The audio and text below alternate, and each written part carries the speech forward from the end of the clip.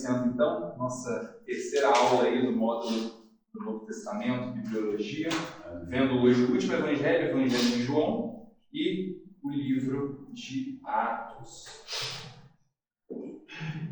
Versículo para nossa meditação, então, João 20, 31. Estes, porém, foram escritos para que creiais que Jesus é o Cristo, o Filho de Deus, e para que, crendo, tenhais vida em seu nome. Então, o Evangelho de João, ele, óbvio, por ele ter muitas características diferentes que a gente vai estar vendo hoje, e principalmente esse quesito da divindade de Cristo, que até foi o nosso último debate da semana passada sobre o quesito de Jesus ser divino em vida. A definição de todo evangelho, de toda a Bíblia, é o quesito de fazer a humanidade crer em Cristo. Entender que Jesus, ele é o Cristo, ele é o Messias, ele é o ungido de Deus, o enviado de Deus para estar sendo o sacrifício perfeito, para estar resgatando a criação de volta à sua origem. Obviamente, nesta vida, nós ainda temos o problema da contaminação do mal. No mundo, né? Todos pecaram, por isso destituídos estão da glória de Deus. Através de crer em Cristo, nós somos reconectados com Deus e nós temos esse livre acesso ao Pai, mas ainda tendo as dificuldades dessa vida. Através da nossa próxima vida em Cristo, aquele que perseverar até o fim herdará a vida eterna. Através do processo da nossa vida com Cristo é que nós estaremos sendo glorificados, né, na nossa próxima vida para vivermos a eternidade com Cristo. A única coisa que a gente não pode ter, e é muito interessante porque durante a Bíblia inteira, e o Novo Testamento vai frisar muito isso, é o quesito para que todos aqueles que crerem que Jesus é o Cristo. A função de salvação é crer de todo o coração em Jesus Cristo. Porque, como as pessoas sempre dizem, né? Quem inaugurou o céu? Quem foi a primeira pessoa que Jesus falou assim, hoje mesmo estará comigo no paraíso? O ladrão da cruz. O ladrão na cruz. O ladrão profetizou? Não. O ladrão pregou? Não. O ladrão deu dízimo? Não. O ladrão se batizou? Também não. O que o ladrão fez? Creu. A definição para entrar no reino dos céus é crer fiamente que Jesus Cristo é Deus, de que nós dependemos dele. O ladrão na cruz, ele adverte o outro ladrão, nós merecemos estar aqui. Ele não, porque não há pecado nele. Ele pregou, teve a pregação da cruz.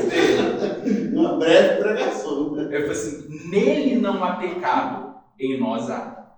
E aí ele falou assim, ali ele se redime, né? Ele falou assim, tenha misericórdia de mim. Ele falou assim, que quando o Senhor entrar no teu reino, lembre-se de mim. Ali ele declarou que ele só teria acesso ao reino de Deus se Jesus desse acesso a ele. Ele sabia que nada do que ele fizesse daria acesso.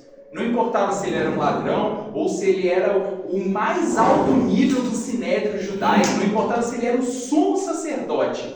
Todos só terão acesso ao reino de Deus através de Jesus. Não à toa ele se diz o único caminho e a porta que leva aos céus.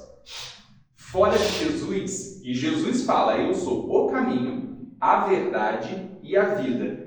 Ninguém vai ao Pai a não ser por mim.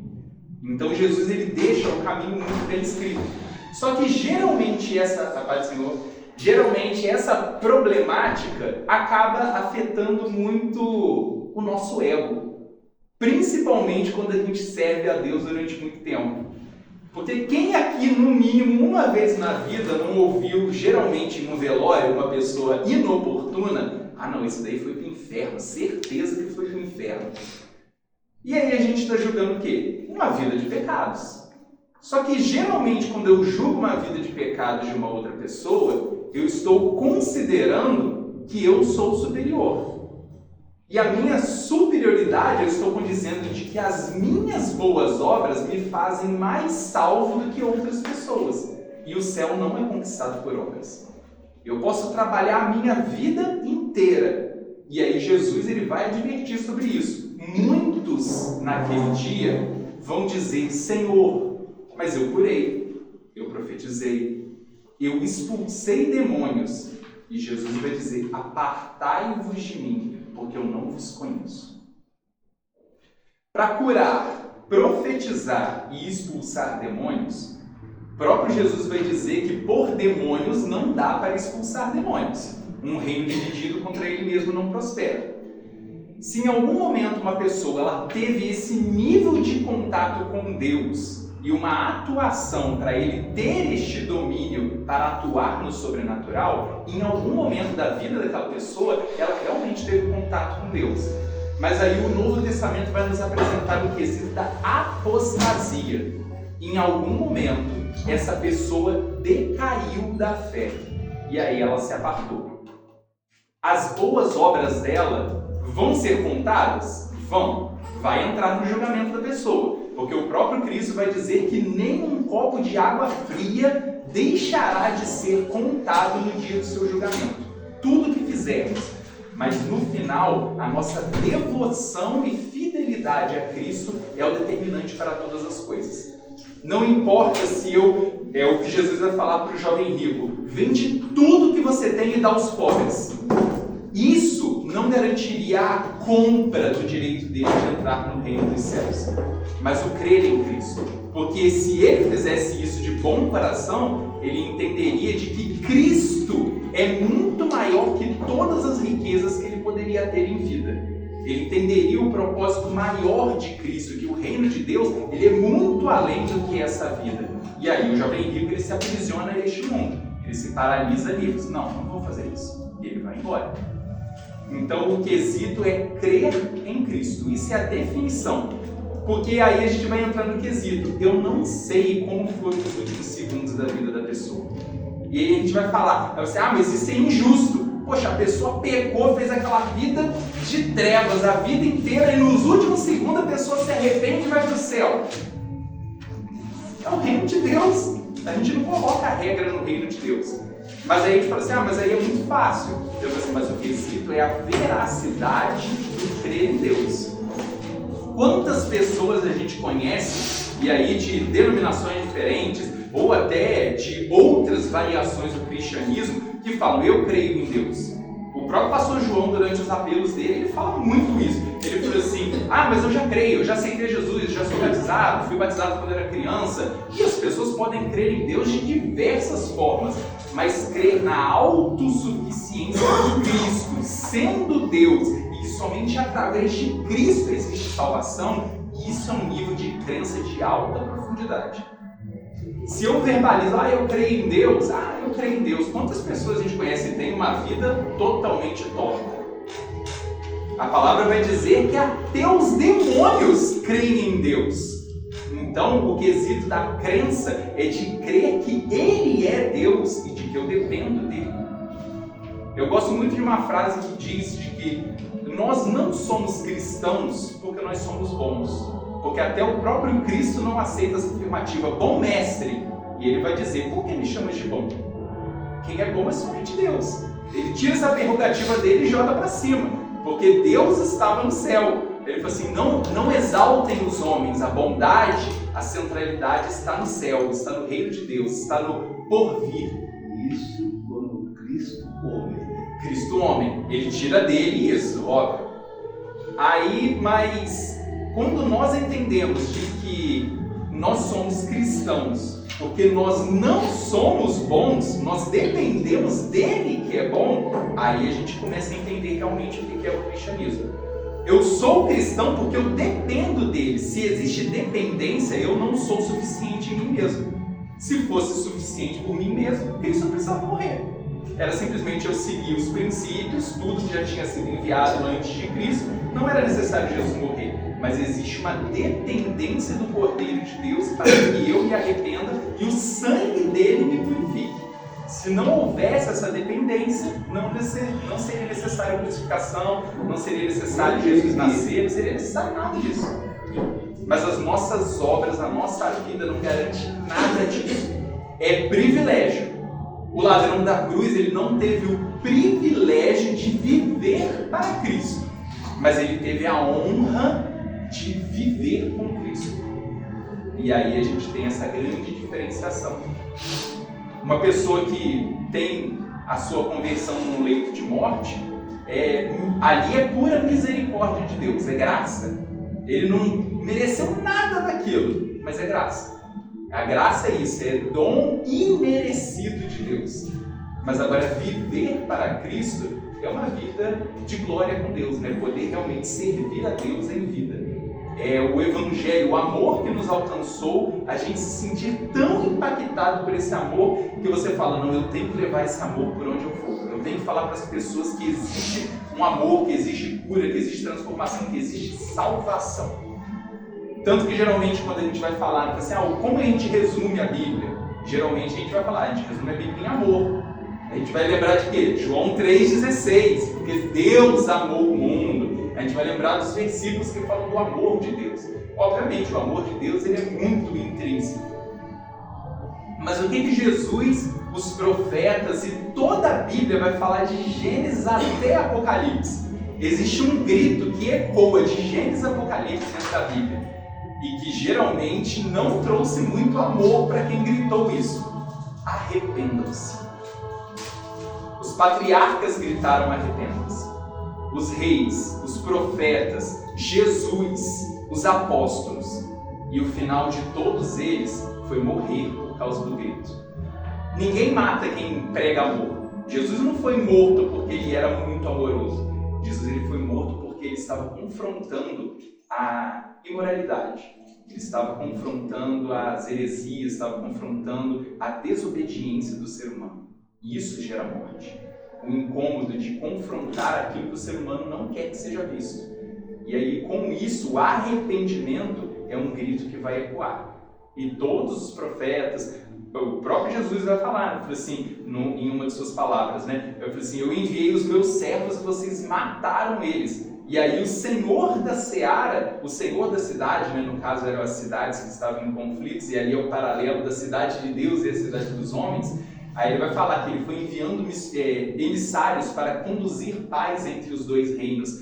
E aí ele vai falar, chegou um ponto que o Senhor da outra cidade enviou o seu próprio filho, porque ele vai falar, o meu filho eles vão respeitar. E também mataram o filho do Senhor. O próprio Jesus já anuncia a sua morte. E os discípulos ainda naquele momento não conseguiam entender o que viria a seguir. Então, o grito de arrependimento ele custa muito. O Evangelho ele é formado a partir disso. E a gente vai ver o Estevão chegando nessa conclusão também. Vai. Uma coisa que a gente é muito confrontado lá fora, principalmente quando a gente está lidando com pessoas que são ateias ou algo do tipo. É uma pergunta, ele sempre usa a perspectiva do Hitler. Que Hitler matou milhares de pessoas e às vezes impediu milhares de pessoas a ter uma chance de se... mais uma chance ainda de se render a Cristo ou de conhecer a Cristo ou algo do tipo. Mas aí se ele se arrepende no último segundo ele é salvo. Se o arrependimento for... Quem? Hitler? Não tem critério para a salvação.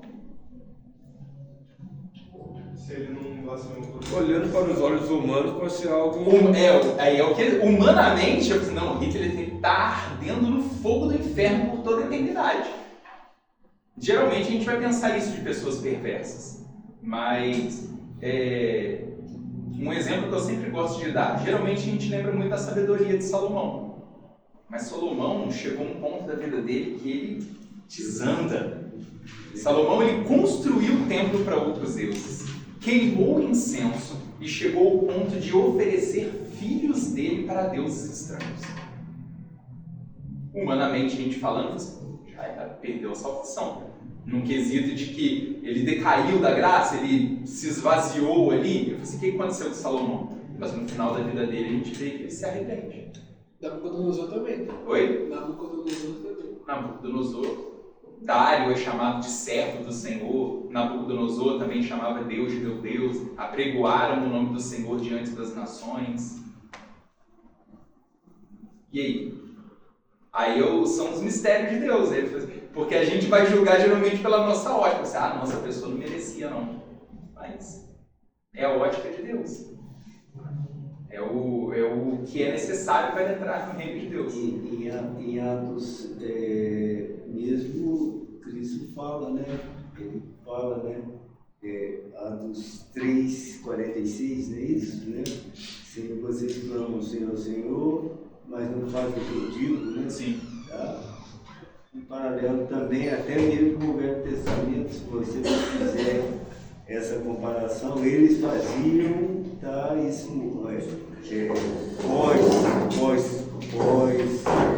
Velho Testamento, né?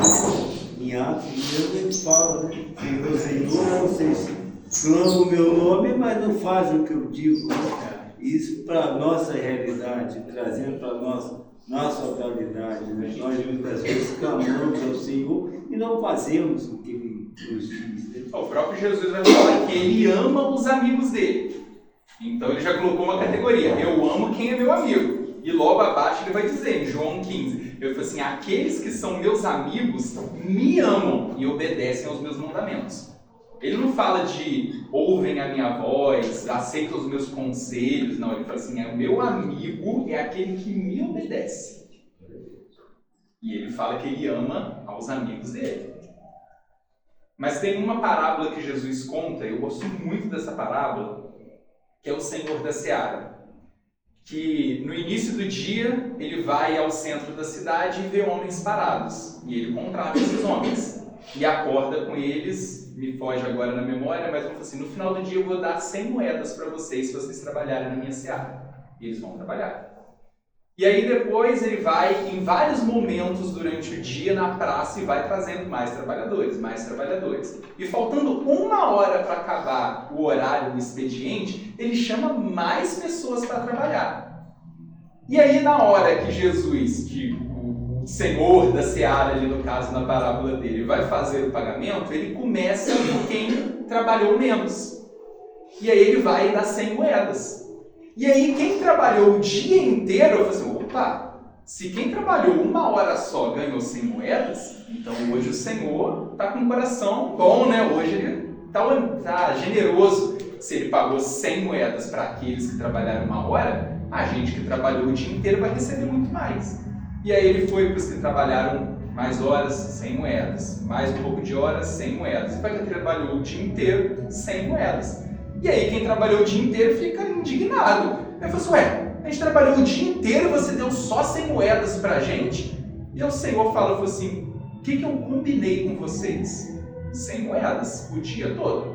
Agora, se eu que sou o dono da seara, quero pagar para todos, independente do quanto trabalhou, 100 moedas, é mal para você eu ser bom? O dinheiro é meu, a seara é minha, eu faço o que eu quiser. Nesse momento, é o momento curto e grosso. Então, o reino é meu. A ordem da casa quem dá sou eu.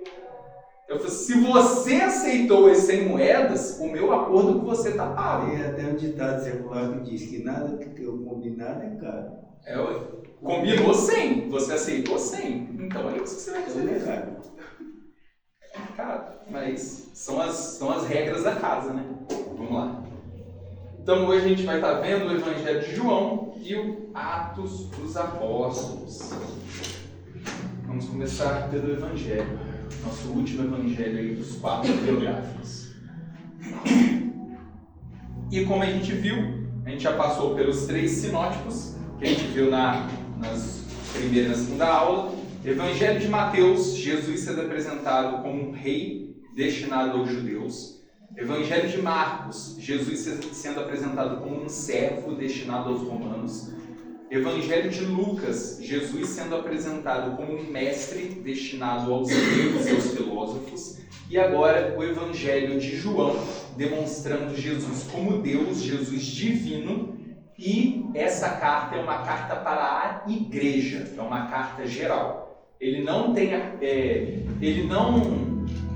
espera que essa carta, obviamente, com o decorrer do tempo, ela vai alcançar gentios também, mas ele não espera que essa carta seja para pessoas que não entendiam quem era Cristo.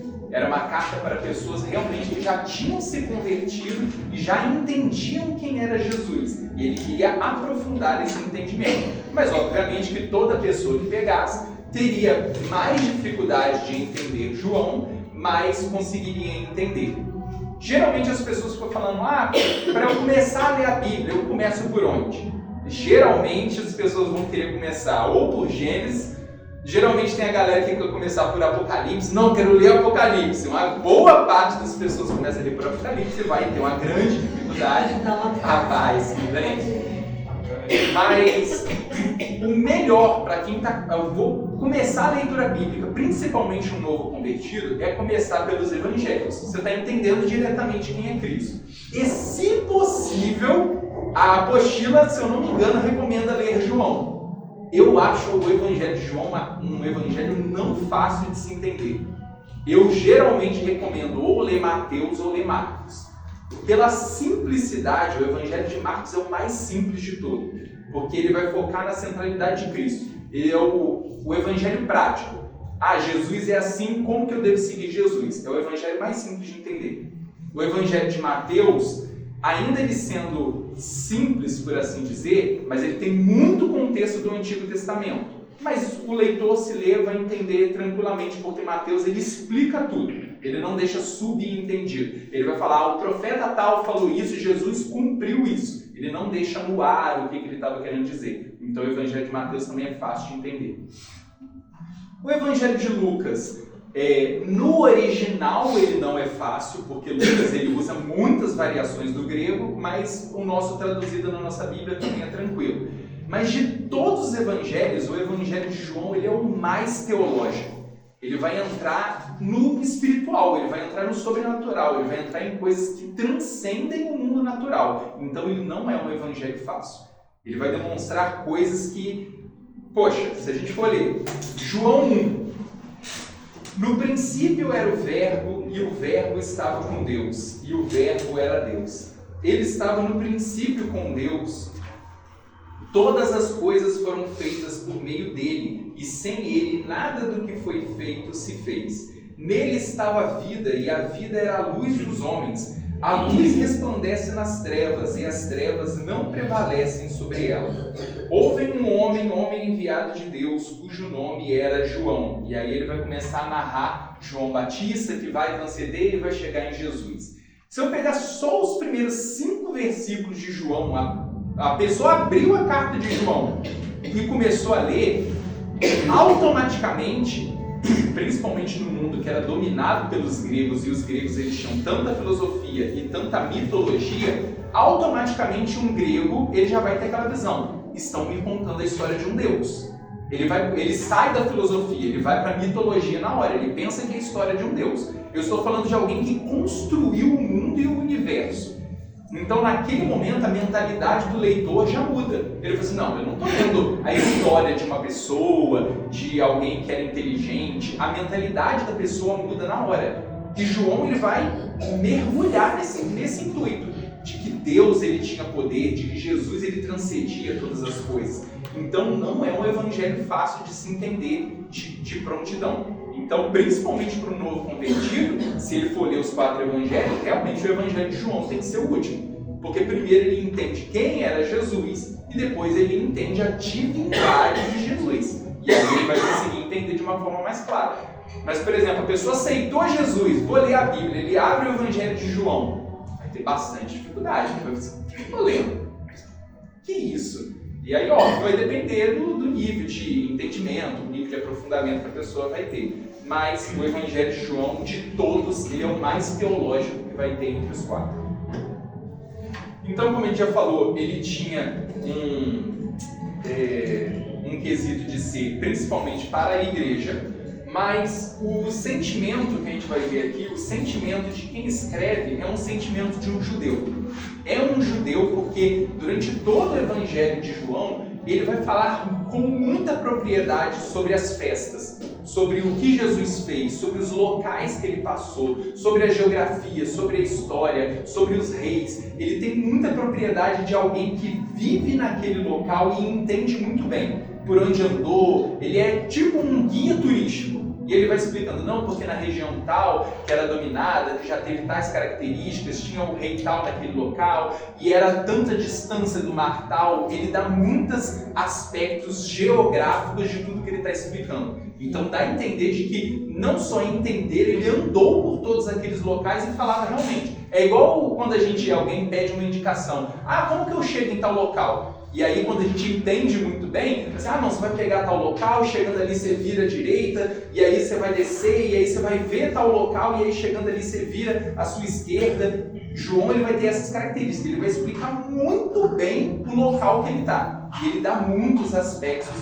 durante tudo, né? Ele vai falar sobre a característica dos samaritanos, que era uma grande relação que eles vão ter ali, e ele vai dando esses conhecimentos, né? Um quesito de conhecimentos pessoais realmente. E ele vai falar muito sobre Jerusalém, sobre a Galileia, sobre a Samaria. E aí, obviamente, é esse quesito que a gente está falando, ele se demonstra como uma testemunha dos eventos registrados. Ele não é como Lucas, que teve que entrevistar pessoas para conseguir conhecimento. João, ele se demonstra que ele estava no local e ele está contando o ponto de vista dele de tudo aquilo que ele viu.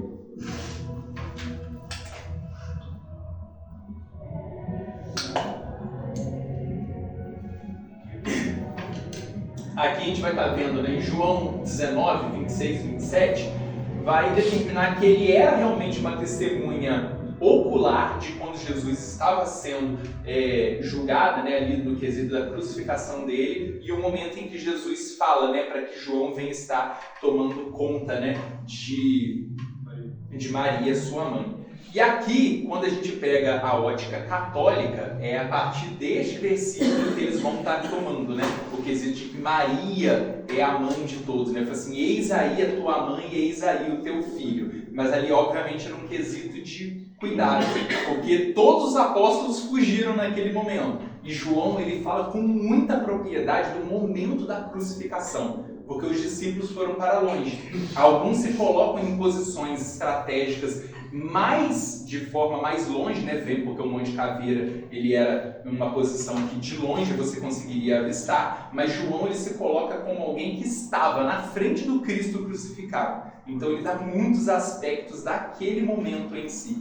Só que o quesito principal, é óbvio, eles usam esse versículo, mas o quesito principal da adoração de Maria veio durante alguns anos à frente da igreja, ali por volta de 300 e 400 depois de Cristo, entre os concílios da igreja. Então aqui a igreja já estava formada há muito tempo. E durante esses concílios, haviam pessoas que estavam duvidando da divindade de Cristo. E aí, durante o concílio, eles vão falar que o Deus vivo nasceu de Maria. E aí eles colocam Deus nasceu de Maria, nessa verbalização de falar que Deus, Jesus era Deus. E aí, a partir desse consenso, com o tempo foi se deturpando de que Maria é mãe de Deus. Porque eles, para falar que Jesus era Deus, eles falaram, não é um homem, não é um profeta, não é alguém que nasceu de Maria. Na defesa do concílio, eles vão falar, Deus nasceu de Maria. Porque eles queriam acabar com a heresia de que Jesus não era Deus. E aí, com isso, se popularizou o quesito de que Maria é mãe de Deus. E aí, por isso, hoje em dia, o catolicismo prega isso de forma e acabaram santificando Maria também. Santificaram Maria, e aí tem várias. Aí, quando a gente entra nos concílios romanos, aí vai ter várias outras coisas, né? Por exemplo, o quesito da infalibilidade papal, ela é muito recente, ela já é mais de 1700 para frente. Os papas não eram infalíveis antes. E aí depois veio o quesito da infalibilidade papal, ou seja, que o Papa fala da cadeira, o ex-cátedra, né, está dito. Ele se coloca como Geralmente eles não gostam dessa tradução literal, né? Mas ele se coloca literalmente como substituto de Cristo. Né? Porque a missiva dele. Oi? Porque a missiva dele. Sim. Só que se eu pego a história, um papa declara guerra, aí vem o outro papa, não, tá tudo errado, desfaz essa guerra, põe esse rei, aí vem outro papa, não, tira esse rei e põe esse rei. Ah, eu digo isso, vem outro papa, não, tá errado. Aí eu assim, poxa, se ele é Cristo na Terra, Jesus está bem confuso, né? Eu falo assim, faz, desfaz, tá errado, não faz, então, óbvio, né? A igreja ela tomou um poder político absurdo, né? As pessoas chamavam a igreja literalmente o quesito histórico de um quarto poder, né? A gente tinha todas as ações, os 3 poderes que as democracias têm, e a igreja se colocou como um quarto poder acima de tudo, né? Colocava reis, tirava reis e dominava todo o quesito. É que a igreja inglesa se separou da igreja romana por causa disso. Isso daí. A Grã-Bretanha ela se torna protestante exatamente porque eles quiseram romper com... Foram, obviamente, excomungados da Igreja Católica, né? Mas aí eles adotam... No início eles adotaram o anglicanismo, né? Porque era muito mais próximo do catolicismo. E aí depois, obviamente, a quantidade de missionários e avivalistas que surgiram dentro da Grã-Bretanha. E aí foram surgindo ali o movimento para deixar a Inglaterra e a Grã-Bretanha em si, né, os 5 países, de uma forma protestante mesmo. John Wesley, por exemplo, ele era anglicano e depois ele passa pelos puritanos, passa pelos moráveis, passa por todos aqueles grupos, mas finaliza sua vida viajando a Grã-Bretanha inteira e um pouco da Europa sendo protestante. Ele é um dos pais avivalistas da igreja moderna. Não aprofundado dentro desse contexto, não. Não. Agora eu fiquei sabendo. Obrigado. A gente, da igreja primitiva até John Wesley, a gente está muitos anos de história. Deixa eu falar uma coisa. Aproveitando que você entrou nesse contexto de Papa, Apocalipse ela fala que o anticristo vai vir dos 7 montes, né? Que muitos teólogos se referem a Roma. Você acha que pode ser o Papa? Complicado. Existem muitas teorias acerca disso, mas é complicado ser o Papa, obviamente que a gente não sabe como o mundo vai estar para frente, mas uma das principais características do anticristo é que ele vai se assentar sobre o templo reconstruído, e nenhum judeu aceitaria alguém que não fosse judeu se sentando sobre o trono. A não ser que em algum momento no futuro aconteça um rebuliço no mundo religioso e um judeu se sente no papado. Né? Aí a gente conflitou 2 religiões. E aí os judeus aceitariam. Mas hoje em dia é tipo assim, impossível acontecer isso, mas só Deus sabe como o final das coisas vão acontecer, né?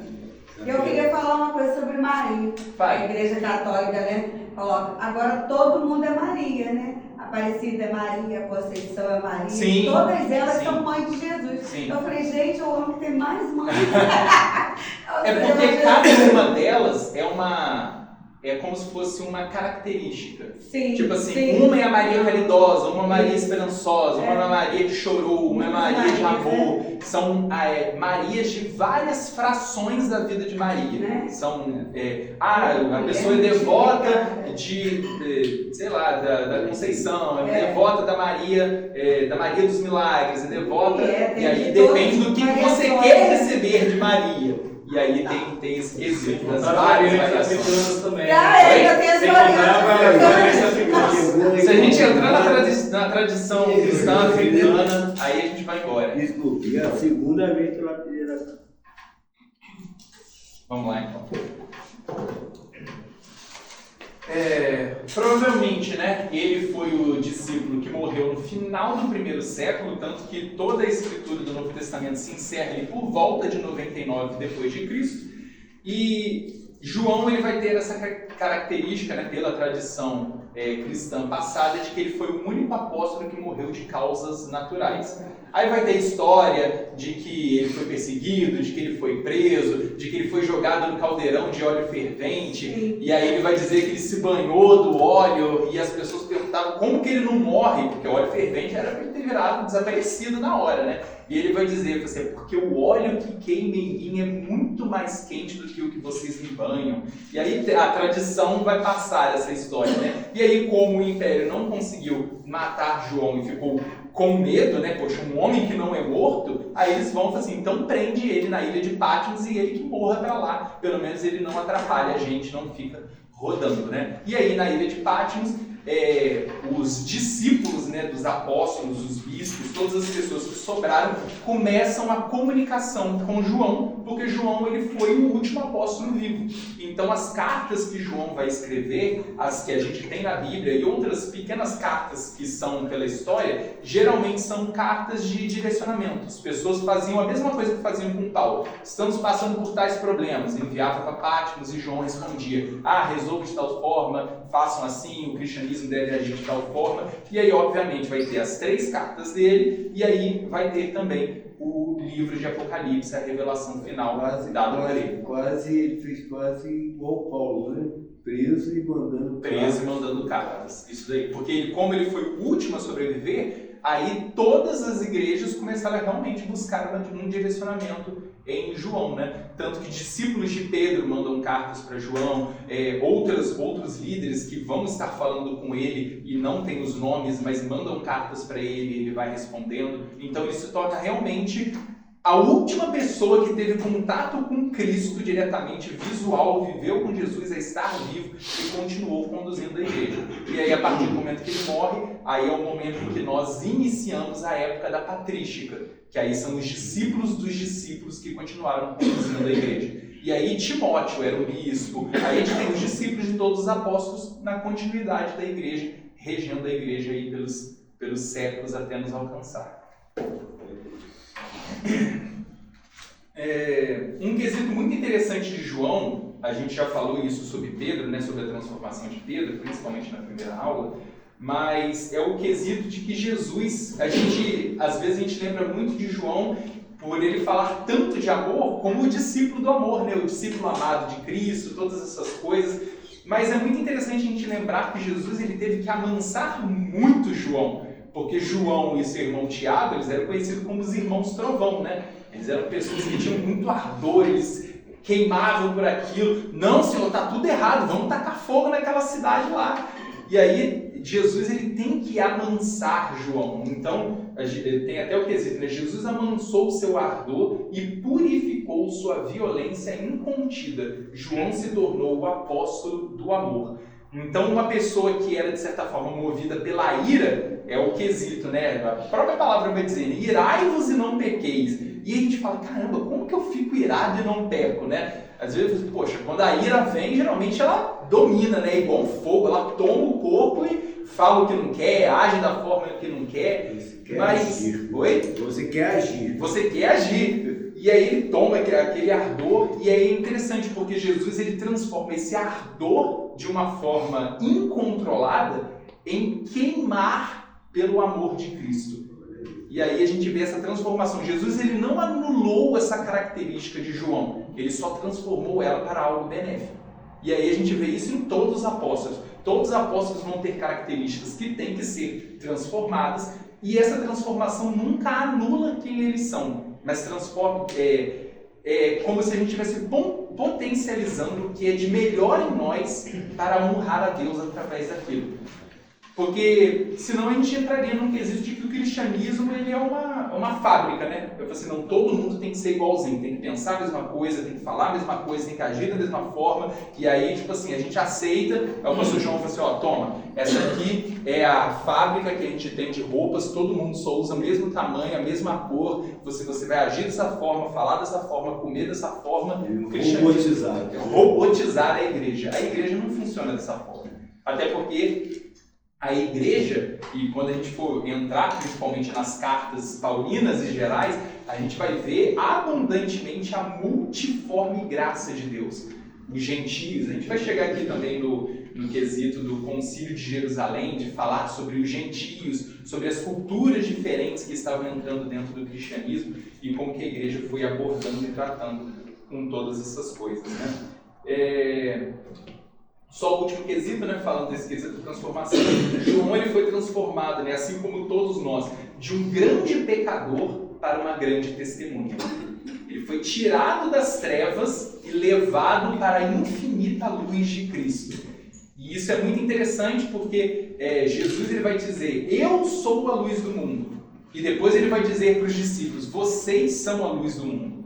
Só que assim como a pedra que Jesus fala para Pedro, ele vai falar Petros e Petra, você é uma pedrinha, você representa uma pequena fração da Petra, da montanha que é a revelação, que é o próprio Cristo. Quando ele fala esse quesito das duas luzes, ele fala assim, eu sou a luz que nunca se apaga, a luz infinita. Eu falo assim, vocês são luzeiros, vocês são luzinhas no meio das trevas. É como se a gente fosse a Cristo, a luz dele dissipasse as nossas trevas, ele desse tipo um candelabro, uma vela. Ele falou assim, tome, isso é uma fração da minha luz. Aí a gente falou assim, poxa Cristo, mas eu quero ficar aqui na sua luz. Eu falei assim, mas ainda não chegou o tempo. Tome um pouco da minha luz, volte para as trevas e mostre para as pessoas que também têm luz. A nossa missão é isso, é ser dissipadas nossas trevas em Cristo, pegar dessa glória dele, dessa luz dele, voltar para as trevas e anunciar, existe luz. Eu sei aonde tem luz. Venha comigo que eu vou te levar onde está a infinita luz. Essa é a missão de todo cristão. Porque às vezes a gente fala assim, eu venho na igreja no domingo, eu venho na igreja na terça da resposta, eu participo de alguma rede, eu faço algum curso, mas a nossa vida não se limita nas 2 horas que a gente fica dentro da igreja. Se eu vier uma vez na semana na igreja, fiquei 2 horas, a nossa vida acabou aqui? Não. Quando eu voltar, eu tenho a minha casa, eu tenho família, tenho vizinhos, tenho trabalho, tenho escola, tenho faculdade, tenho toda a minha vida. E aí é todas as trevas que a gente encontra e a gente tem que levar a luz de Cristo.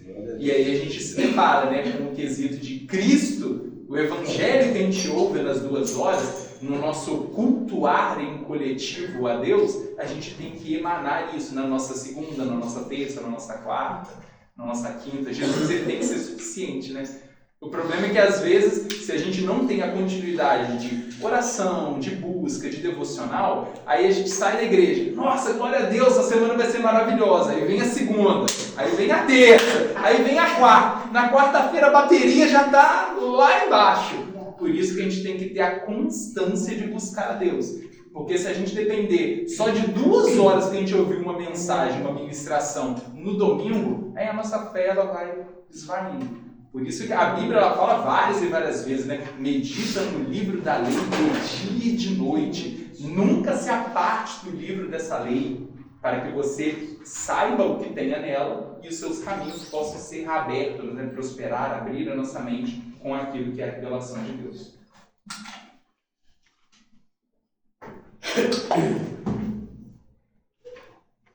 Como a gente falou, né? O Evangelho de João ele é o mais incomum, porque ele vai apresentar muitos quesitos nele, é fortemente teológico, mas ele vai ter um quesito muito interessante, que é esse que está escrito aqui.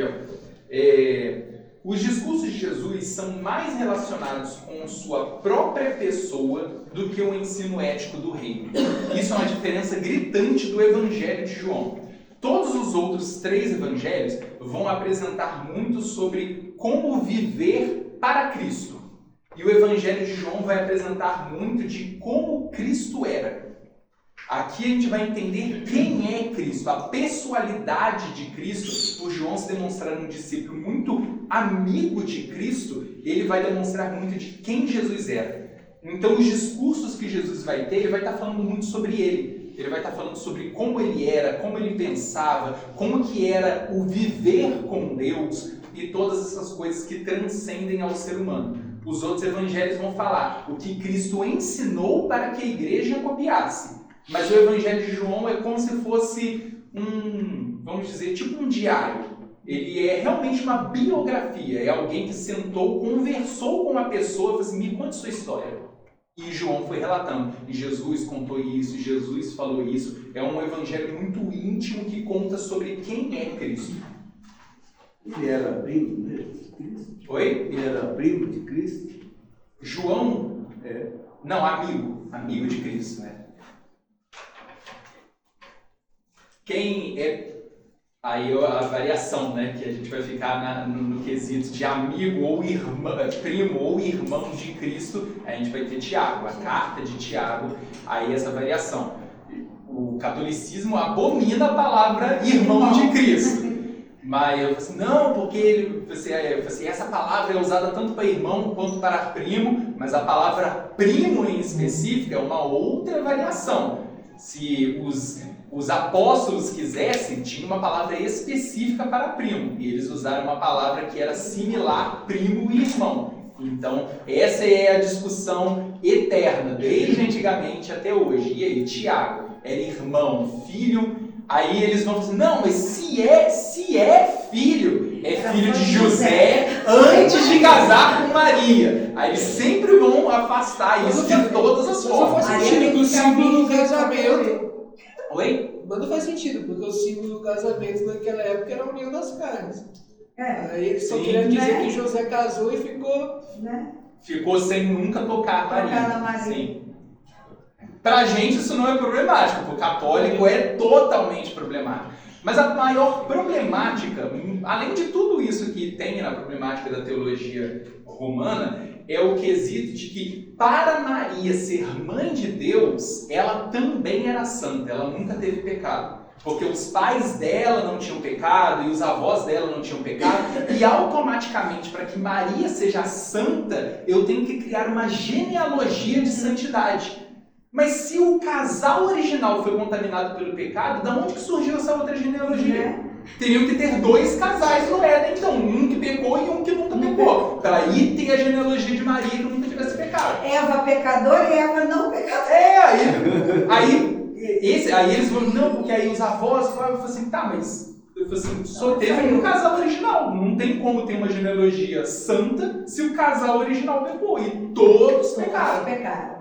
Então, isso é uma fissura na teologia romana. E padre não responde, tá? Ele para, encerra ali, aí ele vai tentar puxar. Ah, não, mas aí... mistério, aí ele vai chamar pelo mistério. Aí ele vai falar que um papa disse alguma coisa, ele sai da Bíblia, ele aborta a Bíblia e ele começa a falar de tradição católica, de credo, de que um papa disse, o concílio tal, porque eles vão ter de que a igreja é maior do que a Bíblia, porque a Bíblia veio da igreja. E aí esse é um conflito, esse é o principal conflito do protestante com o católico, de que a Bíblia ela é inerrante. E aí eles vão colocar como a Bíblia sendo menor que a igreja, porque os apóstolos que são a igreja e eles que ditaram o que tem na Bíblia. Então eles vão colocar isso como maior. Como para o protestantismo a Bíblia ela rege a igreja, então para a gente o que não está na Bíblia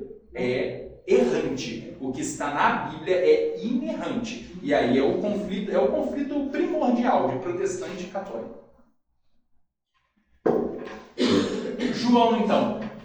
João ele vai ter o quesito de ter 3 palavras que vão definir muito bem todo o seu evangelho. Sinais, crença e vida. Os sinais ele vai apresentar tudo aquilo que Jesus fez de forma divina, de forma miraculosa. A crença, ele vai repetir isso, o evangelho inteiro dele, ele fez isso para que as pessoas que vissem crescem. Isso foi manifesto para que todos aqueles que soubessem da sua glória crescem. Então ele vai focar muito nesse quesito de crer em Deus. E obviamente o quesito da vida. E aí essa vida vai ser de forma diferente. Primeiro vai falar da vida de Cristo, ele vai falar da vida das pessoas que viviam com Cristo e o quesito de Jesus ser a vida para aqueles que estão mortos. Então, e também no finalzinho ele vai fazer um leve apontamento para a vida eterna, mas ele não se prolonga muito para isso, porque ele já gastou o evangelho inteiro falando que Jesus ele veio de Deus, então ele já é transcendental. Então ele vai falar muito de uma forma da nova eternidade, ele não entra muito nesse quesito, mas ele dá a entender de que Jesus ele é a vida eterna, né? De que nele nós teremos vida eterna. Ele vai apresentar 7 milagres que foram... Oi? Não, eu estava pensando. Ah, tá. Não, o que aconteceu? Não. Ele vai apresentar 7 milagres que foram realizados, né, publicamente por Jesus em outras pessoas ou para o benefício de outras pessoas. Então, geralmente o quesito de milagres aqui, ele vai focar muito nas pessoas que estavam acontecendo e ele vai dividir muito esse quesito, né? Existem milagres, por exemplo, Jesus curou o cego. Ele fez um milagre diretamente para aquela pessoa. Mas o romano pediu para Jesus para curar o seu servo. E ele nem foi na casa do romano. Mas aí aquele milagre foi feito para alguém que estava envolvido. Jesus não conheceu o servo, ele nem foi lá. Só é citado de que o servo estava doente, de que o romano vai e procura a Jesus para estar curando. Então, em alguns casos são milagres diretos, em outros casos são milagres para estar abençoando, né, conduzindo a fé de uma outra pessoa. Aí vai ter a mulher cananeia, que ela foi e estava pedindo para a sua filha, que estava em outro país, endemoniada, e Jesus vai e expulsa e repreende aquilo, e a filha dela em outro país é liberta. Então tem todos esses quesitos, de quando é para uma pessoa ou de quando era para beneficiar alguém que está clamando por outra pessoa. Filha de Jairo, né? Oi? Filha de Jairo. Filha de Jairo, o paralítico que desce pelo telhado, né? São os amigos dele que estão clamando por ele, né? Ele mesmo nem clama, né? Eu falei assim, mas Jesus vai pela fé dos amigos, por todo mundo ali, ele vai e cura, obviamente, num momento para confrontar todos que estavam ali. E João ele vai bater muito no quesito da santidade de Cristo. Ele vai falar sobre esses quesitos, né? De que Jesus foi tentado, nunca pecou, de que Jesus ele nunca foi contaminado, de que ele era o Cordeiro imaculado e todas essas coisas. Tá. A palavra crença que a gente falou, ela é citada 98 vezes na carta de João. Só ele cita 98 vezes isso no Novo Testamento. E aí a gente vai ter o quesito, né, de outras palavras, né? A crença aqui que ele vai dizer, ele vai usar variações da mesma palavra para falar do quesito de crer. Ele vai falar sobre confiança, o crer no quesito de confiar, aí em João 2,24. Ele vai usar também o quesito da aceitação, reivindicação pessoal, o completo compromisso do indivíduo, e ele vai usar isso de várias e várias formas, óbvio, como sinônimos, né, para não ficar toda hora gastando a mesma palavra. Ele demonstra, né, uma certa fluência do idioma grego para ele estar tendo um domínio melhor, mas ele vai ter esse quesito de sempre bater no quesito de crer em Deus.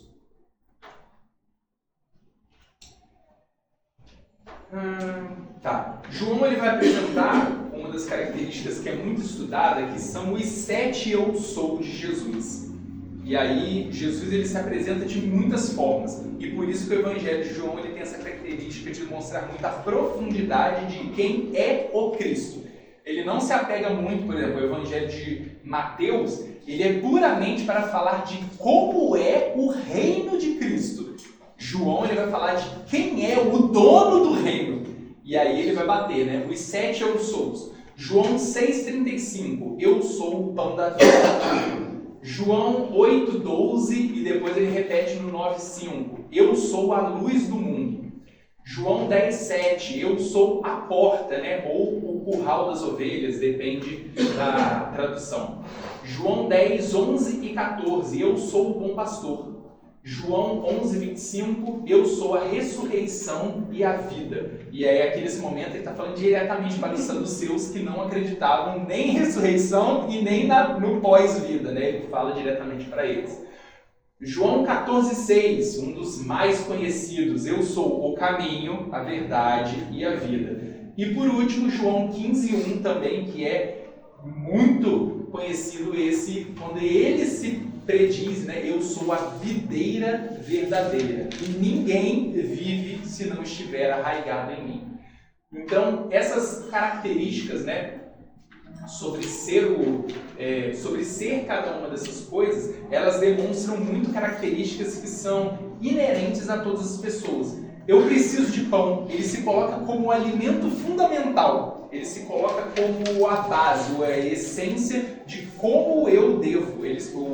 O pão, na tradição judaica, era um elemento que tinha na casa de todo mundo. fazer o pão, o fermento, tanto que ele vai advertir muito sobre o fermento dos fariseus, né? Tomem cuidado com o fermento dos fariseus, mas ele vai bater muito nesse quesito dele ser a essência de todas as coisas. Vocês dependem de mim para tudo, e ele se coloca como o pão. Aí ele vai falar a luz do mundo, porque se não houver luz, não existe vida. Ele vai se colocar como a porta, né? O local onde as ovelhas passam, ou seja, todos aqueles que passam pela porta, que é ele, são suas ovelhas, né? Estão entrando no aprisco de Deus.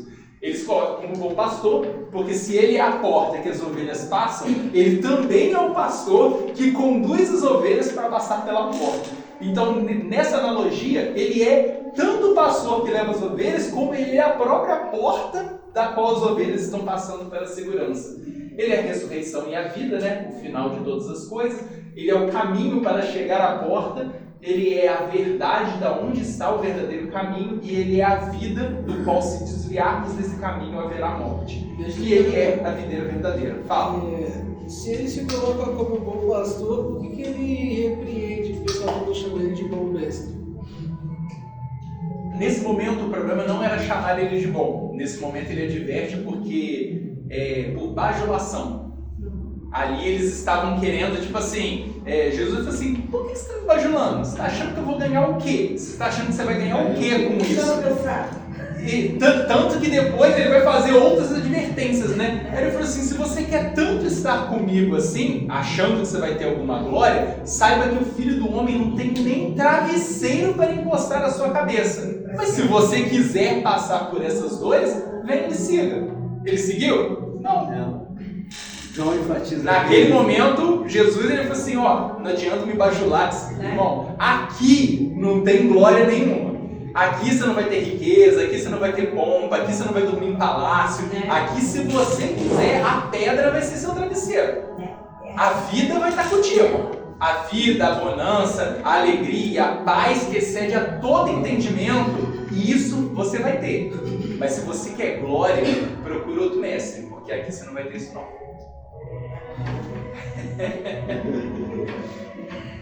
É tipo assim, ô mestre, pastor, chegamos aí para te ajudar. Porque ele viu multidão seguindo Jesus, ele falou assim, opa, contigo aí, vamos lá, vou juntar. Nós juntos até Vou me ajudar com esse aí, vou cuidar bem. O cara tá movimentando multidões, vai que ele se levanta como o rei de Israel. Vou juntar. Tô junto contigo aí, patrão. Aí se quebrou, né? Então vamos lá, algumas características especiais que a gente encontra só em João. Como a gente já falou algumas vezes, João ele tem essa relação pessoal com Jesus e principalmente apresenta muitas características de Jesus homem, tanto que no Evangelho de João ele vai falar muitas coisas sobre o Jesus homem. Ainda ele falando a carta ser para a divindade de Cristo, ele vai falar, Jesus chorou, Jesus teve frio, Jesus teve fome, Jesus teve sede, Jesus se cansou, Jesus ficou em alerta por situações, ele fala muitas características humanas do Cristo, porque exatamente a humanidade de Cristo aponta depois muito mais para a divindade de Cristo. Porque se Jesus humano teve todas essas coisas, ele nunca perdeu a sua divindade ainda passando por todas essas coisas. Aí ele vai ter o quesito, né? Ele vai ter 27 entrevistas são relatadas, né? Essas entrevistas, muitos dos outros evangelhos vão apresentar os milagres. E João ele vai deixar muito bem claro que antes de operar o milagre, Jesus ele gastava tempo com essas pessoas querendo saber. Ele não queria chegar, enxerga, tchau. Levanta, tchau. Jesus ele gastava tempo. Tanto que em alguns momentos a gente vê, né, por exemplo, a mulher do fluxo de sangue e a filha de Jairo. Imagina Jairo, a multidão já estava apertando Jesus, então ele já estava demorando para chegar na casa de Jairo. E aí de repente chega a mulher do fluxo de sangue, encosta nele, aí Jesus para, eu falei assim, alguém me encostou. E aí começa aquele negócio, pô Jesus, todo mundo tá te encostando, como assim alguém te encostou? Não, mas alguém verdadeiramente me encostou, saiu virtude de mim. E aí ele para, conversa com a mulher. Eu falei assim, vai, eu falei assim, se lava, conversa lá com o sacerdote, apresenta que você está pura agora. Ele gasta tempo com ela e já é, pelo amor de Deus, a minha filha está morrendo. Eu falei assim, para de conversar. E Jesus, ele, ainda que morresse. Ele teve paciência. Teve paciência. Né? Chegou num ponto, ele falou assim, eu não tenho mais a quem recorrer. Eu falei assim, eu tenho que esperar ele. Eu falei assim, eu vou irritar o homem que eu estou pedindo ajuda. Então, Jesus, ele tem muito essa característica e isso demonstra muito esse caráter humano. E isso é um sinal muito forte para o cristianismo do cuidado dentro da igreja. Porque às vezes na correria da vida, dessas coisas, às vezes a gente acaba perdendo o tato social. E Jesus, ele tinha muito isso. Ele falou assim, vamos sentar? Qual que é o seu problema? Com os novos, né? Oi? Ele tinha essa paciência com os novos, né? Tinha. Aqueles que, né? Eu falei assim, o que está acontecendo? Eu falei assim, qual que é o seu problema? É igual ele falando com o cego. Pô, o cara é cego. Eu falei assim, o que você precisa? Né? Cabeceira. Eu falei assim, eu quero ver. Eu falei assim, quem brinca muito com isso é o Cláudio Duarte. Eu quero um cão guia. Eu falei assim, mas a gente ele poderia ter, ele não precisava perguntar. Até porque, óbvio, né, a gente vai entrar no quesitão onisciência, de todo quesito, a divindade, o Espírito Santo tem o poder para manifestar todas as coisas, mas não é pelo fazer, é se importar com cada vida. Tanto que em certos momentos, Jesus, ele conversa, mas em certos momentos ele até se entristece, ele fala assim, ele vai dizer, ele fala assim, os meus filhos, os filhos de Israel, a casa de Israel, os meus pequeninos perecem. Isso machuca ele. Então ele naquele momento, sendo Jesus e sendo Deus, ele se coloca realmente como, era o Criador olhando para a sua criação, tipo assim, eu criei vocês e eu sei que o pecado maculou vocês sofrem por causa do pecado. Ele falou assim, eu sou a libertação de todo o sofrimento que vocês têm. Era um pai cuidando de um filho ali frente a frente, ele olhando para a mulher, 12 anos jorrando sangue, ele falou assim, filha, você está curada. Eu falei assim, o que você precisa? Eu falei assim, vai, a sua fé te curou, você teve fé, vai. Você se apresenta, conversa lá com o sacerdote, sua vida está mudada a partir de hoje. Mesma coisa do Adão, né? Mesma coisa. Ele falou assim, era Deus olhando nos olhos da criação dele, eu te criei. Ele falou assim, eu te curei hoje. Vai, tenha a sua vida, liberta. Vai, não peques mais. Essa divindade de Jesus, esse tato é muito profundo. Muito lindo. É muito lindo. Você vê o relacionamento, a carta de João, ela transborda relacionamento. Tanto que ele chama a sua igreja de um corpo, de uma família, meus filhos, por causa desse relacionamento muito íntimo que João vai apresentar. Sem contar que aquela mulher partiu com tudo ou nada, né? Sim, ela poderia ser apedrejada ali. Podia ter morrido. Poderia ter morrido. Dali, ou ela saía curada ou ela saía morta. Porque Tudo ou nada. poderia ser apedrejada, porque uma mulher do estado em que ela se encontrava, na lei judaica, ela era impura. Era impura, poderia ter sido apedrejada ali no meio de todo mundo. Poderia. Por isso que ela tocou nas vestes, porque ela foi abaixada. Quem podia vê-la, né? O próprio quesito, né, esse quesito de tudo ou nada, né, quando a gente vê o jejum de Esther, né, 3 dias e noites sem água e sem comida. Ela jogou no extremo. Ela falou assim, se eu não conseguir o atendimento do rei, todos os judeus vão morrer e eu estou morta. Se isso não me matar, eu falei assim, a ausência de água e bebida, porque 3 dias sem água e sem comida, o ser humano morre. Então ela jogou no máximo. Ela falou assim, qual que é o máximo que eu vou aguentar? 3 dias? Então eu vou ficar 3 dias sem comer e sem beber. Porque de qualquer jeito eu tô morta. Então ela apelou pro tudo ou nada. Assim, ou eu morro ou morro. Exatamente. O quesito que a gente falou, né? um interesse de Jesus individual sobre cada um, o quesito das ações que ele vai ter, né? E isso é diferente, né? Os sinóticos eles vão apresentar uma variação diferente desse apelo. O próprio diálogo de Jesus com Pilatos, ele é muito resumido em João, mas o que João apresenta, ele demonstra que Jesus estava realmente desinteressado em se livrar. João, ele conversa com Pilatos. E obviamente que todas as respostas que Pilatos queria, Jesus não dá. Eu falei assim, você é rei? Aí Jesus não responde a primeira. Eu falei assim, me disseram que você é rei. E aí Jesus fala, você está dizendo isso. Você está dizendo. E eu não disse isso em momento nenhum. E aí Jesus ele começa. E aí a melhor resposta é Pilatos indignado. Ele estava entrevistando, dialogando. Ele falou assim, eu não vejo pecado em você, mas se você não me der respostas, eu não vou conseguir te livrar. Você não sabe que eu tenho autoridade para te livrar ou para te matar? E aí, no silêncio de Jesus, eu falei assim, você não teria essa autoridade se meu pai não tivesse dado ela a você. E aí ele falou assim, me sentencia. Eu falei assim, você não vai impedir o que é o meu propósito. Eu falei assim, eu vim para cá para isso. Eu falei assim, se você tem autoridade, faz o que você já está incumbido de fazer. Manda me matar. Forte demais. O diálogo dele com Pilatos. Beleza. Uma das características, que João vai apresentar são as verdades centrais do Evangelho. Durante todo o Evangelho de João ele vai usar o quesito de ter termos cristalizados. Existiam coisas que eram tão corretas no cristianismo, já que Jesus já tinha empregado, que ele faz questão de repetir isso várias e várias e várias vezes durante a sua carta.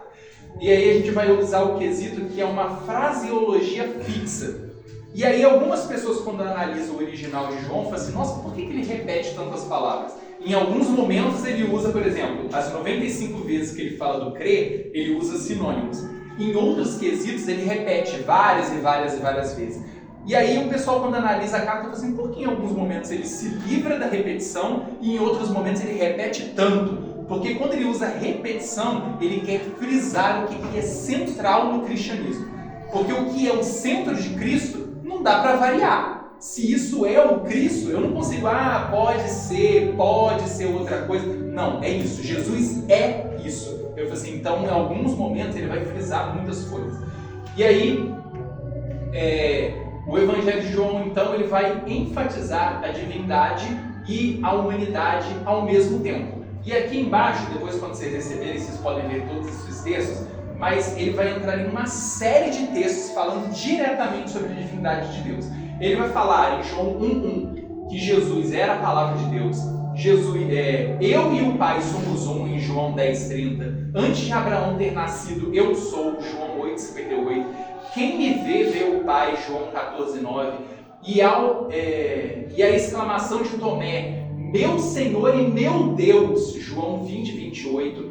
E aí vai ter os quesitos agora da humanidade, Aí ele vai falar, ele ficava cansado, João 4:6, com sede, 4:7, impaciente, 6:26, severo, 8:44, comovido, 11:35, apreciativo, 12:7, angustiado, 12:29, amoroso, 13:1, leal, 18:8 e corajoso, 18:23. E essas são algumas das características da divindade e da humanidade que João apresenta.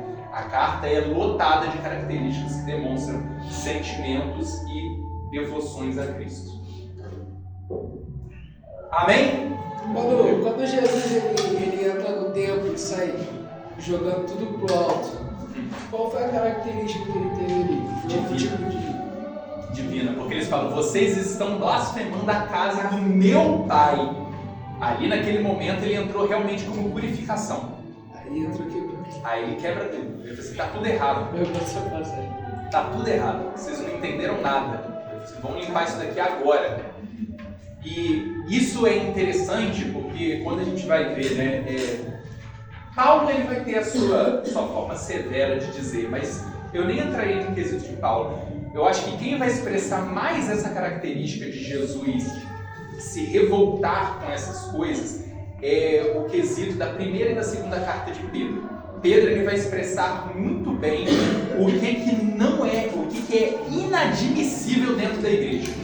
E aí os apóstolos eles vão apresentar isso, mas Pedro ele fala de forma muito clara, principalmente na segunda carta dele, porque a segunda carta de Pedro é totalmente para falar contra heresias e falsos profetas.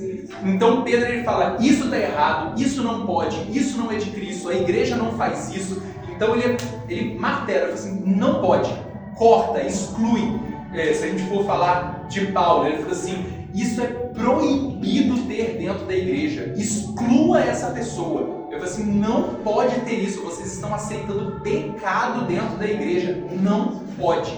Não dá para ter meio termo dentro da igreja, é santo ou não é, ou é céu, ou é terra, ou é diabo, eu falo assim, a Bíblia vai apresentar muito essa dualidade, né? Eu falo assim, pode ou não pode, está errado. Obviamente que existem algumas coisas que a gente tem que ter uma ótica maior. O próprio Paulo que fala, arranca isso da igreja, é o Paulo que vai falar. Se você for em uma cidade que o comer carne é pecado, aí nessa cidade, toma cuidado por causa dos irmãos mais fracos. Mas se você for em outro local que isso não é problema e você é maduro para entender isso, lá você pode comer. Só tome cuidado para não ferir quem é novo na fé. Então nesse momento você vê que algumas coisas Paulo consegue balancear. Nem tudo ele fala assim, não pode comer carne nunca mais. Ele fala assim, tome cuidado. Mas agora no que fere o centro do que é Cristo, aí é sim ou não, não pode. Tanto que o próprio Jesus vai dizer, ele fala assim, que o vosso falar seja sim, sim, não, não. O que varia disso é a procedência maligna. Amém? Amém. Vamos para Atos então, fechamos os evangelhos. Que horas são, por favor? 10h20. Vamos lá. Não, 10. Contexto então da carta aos Atos. Carta dos Atos, né? Os Atos dos Apóstolos. Essa carta ela não tem um público específico, ela realmente era um relato, um diário do que aconteceu na igreja após a fria. Tá frio demais, tô Vou gelando. diminuir. É porque se eu aqui na frente já comecei a sentir frio,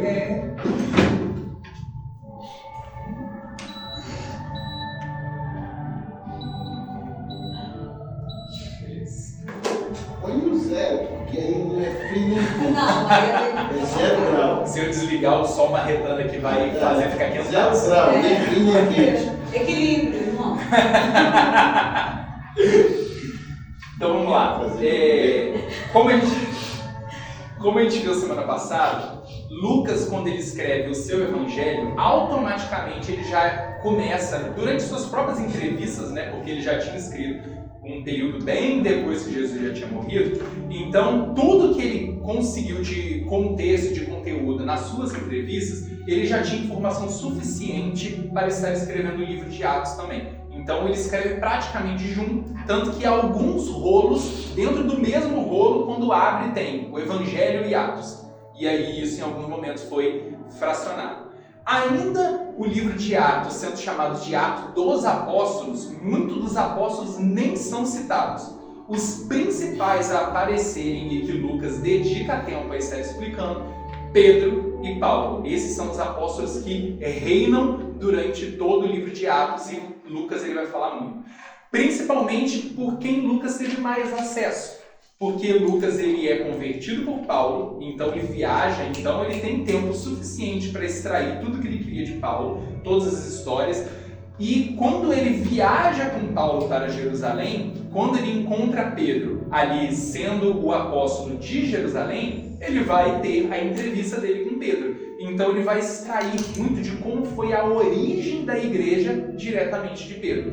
Porque Paulo não tinha tantas informações sobre a origem. Então, provavelmente, Lucas pode ter escrito as histórias de Paulo, que é ali aproximadamente a metade de Atos até o seu final, e ele tinha isso na mente, ou ele já tinha escrito. Só que quando ele viaja para Jerusalém, diretamente de Pedro, ele consegue saber, porque Atos 1, Atos 2, Atos 3, principalmente os 5 primeiros capítulos de Atos, eles demonstram um conhecimento de alguém que estava ali no dia a dia da igreja. Então isso Paulo ele não tinha como saber. Poderia ter ouvido, mas a quantidade de detalhes que Lucas apresenta era de alguém que viveu o início e a fundação da igreja. o retornar para Jerusalém, o dia de Pentecostes. Paulo não fazia ideia de como que foi dentro da casa. Paulo poderia ter... eu fiquei sabendo, eu ouvi falar, mas Lucas, ele vai contar ali como que foi dentro da casa com as 150 pessoas, né? 120, 150, oscila. Mas todo esse quesito, então, demonstra que ele teve um contato direto com alguém e, como ele fala muito de Pedro, entende-se de que ele entrevistou diretamente a Pedro para ter essas informações.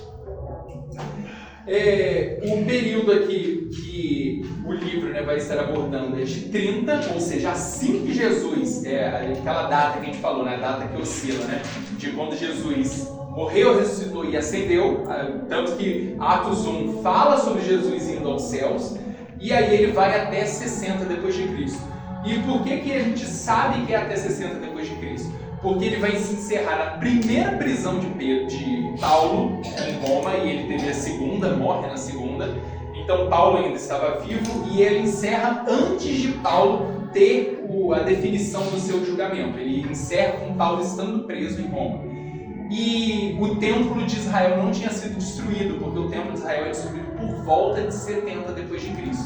Então, se tivesse já acontecido isso, era impossível ele não relatar uma tragédia tão grande. E a gente vai ver isso em outras coisas, né, mais para frente.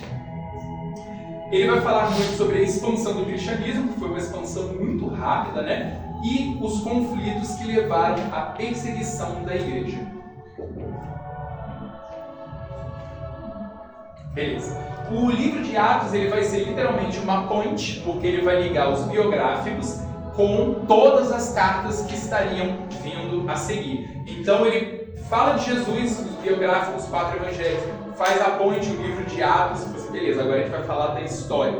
E aí ele começa todas as cartas falando de todas as igrejas e o que aconteceu após Jesus ter deixado os apóstolos. É muito interessante esse quesito, que vai falar aqui, ó. A história que se segue, no caso de Atos, é uma continuação da obra de Jesus. Implica que, embora Jesus tenha subido para o Pai, ele ainda prossegue sua obra e ensino, os quais iniciou em sua encarnação. Porque quando nós temos o nosso novo nascimento, quando nós renascemos em Cristo, nós dizemos de que nós somos agora vida de Cristo. Nós ganhamos em Cristo vida. Estávamos mortos para nós mesmos, nós estávamos mortos em nós e agora estamos mortos para nós mesmos, porque quem vive agora em nós é Cristo. Então, quando nós atuamos para o reino de Deus, é o próprio Cristo, através de nós, atuando pela manutenção da sua própria igreja. Então, quando nós nos consagramos, nos santificamos e buscamos e nos doamos para a obra de Cristo, nós estamos devotando o nosso próprio corpo, não à toa que o Novo Testamento vai nos apresentar como templos vivos, né, cartas vivas, embaixadores de Cristo nessa terra, e várias versões que vão ser ditas, o quesito de que nós somos o próprio Cristo continuando a sua própria obra. Aí pessoas vão tentar puxar isso para outros quesitos. A obra redentora de Cristo está concluída na cruz. Porque senão eu vou para a Testemunha de Jeová, vou para os mormons, eu vou para outras variações do cristianismo que vão dizer que a obra de Cristo redentora não foi concluída.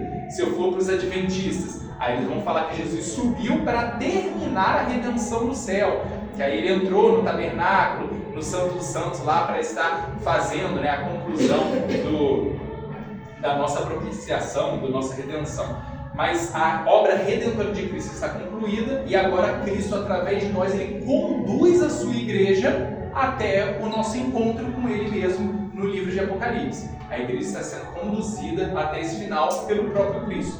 É o agir e o efetuar, né? E é interessante a gente pensar nisso, porque às vezes a gente vê e fala assim, poxa, se é o próprio Cristo que conduz a sua igreja e age através de nós, por que a gente vê tantos problemas dentro da igreja?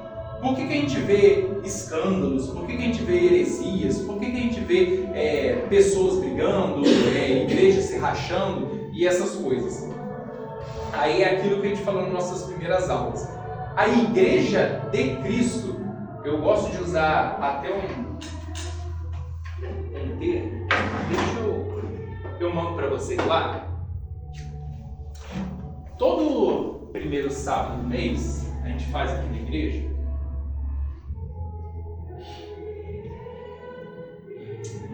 Perdão, obrigado.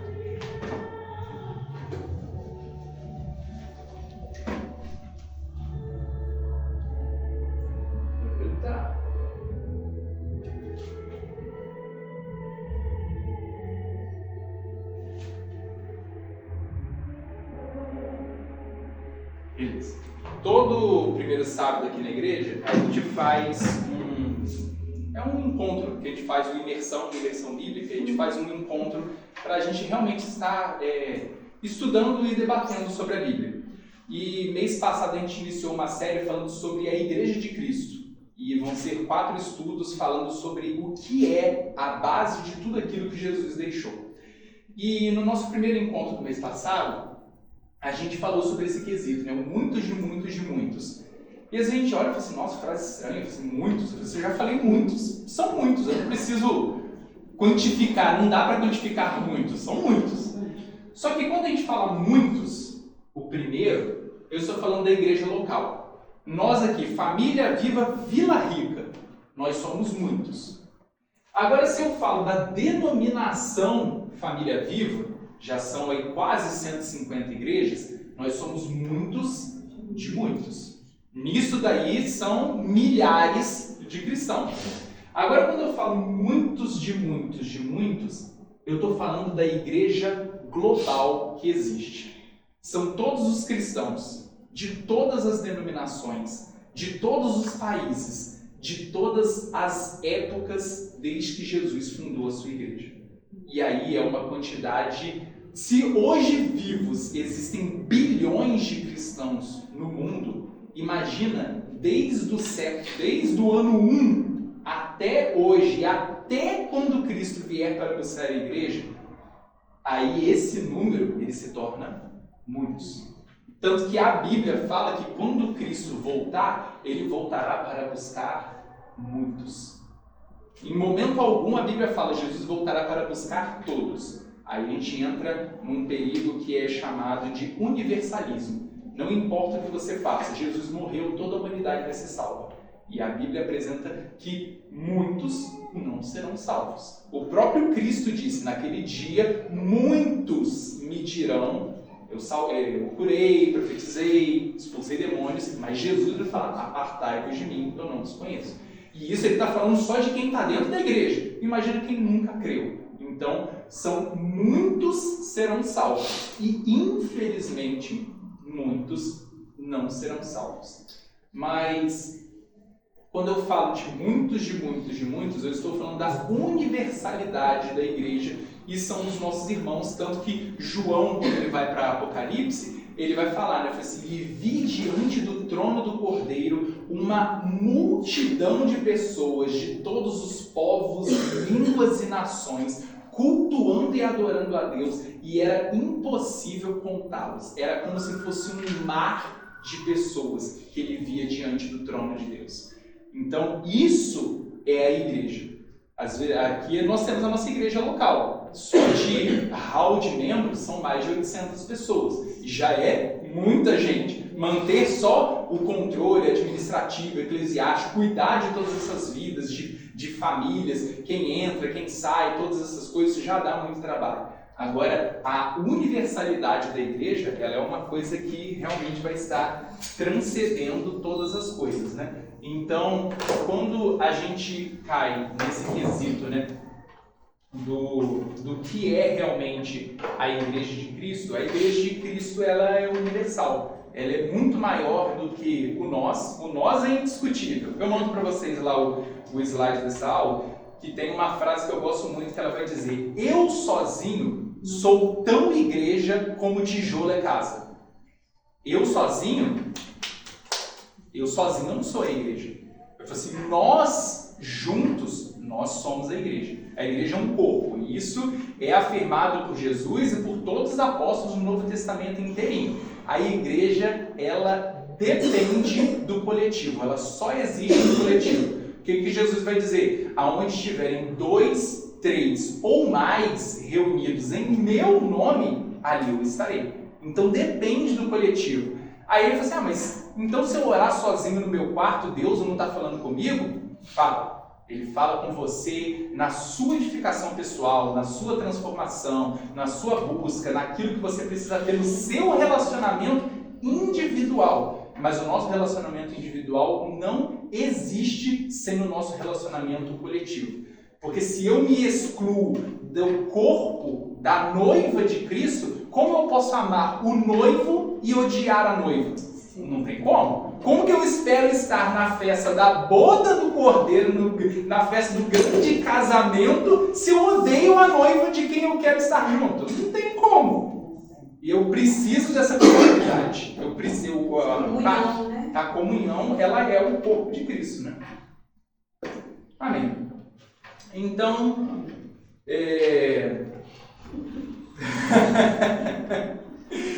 então, o quesito, né, dele prosseguir é porque, ainda tendo, né, esses problemas, Jesus também vai dizer de que é imprescindível de que aconteçam escândalos no meio da igreja. Mas, ai daqueles por quem esses vierem.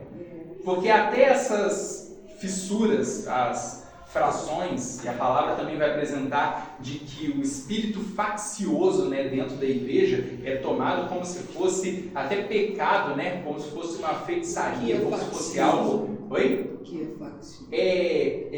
Não tem quando a gente fala facção criminosa?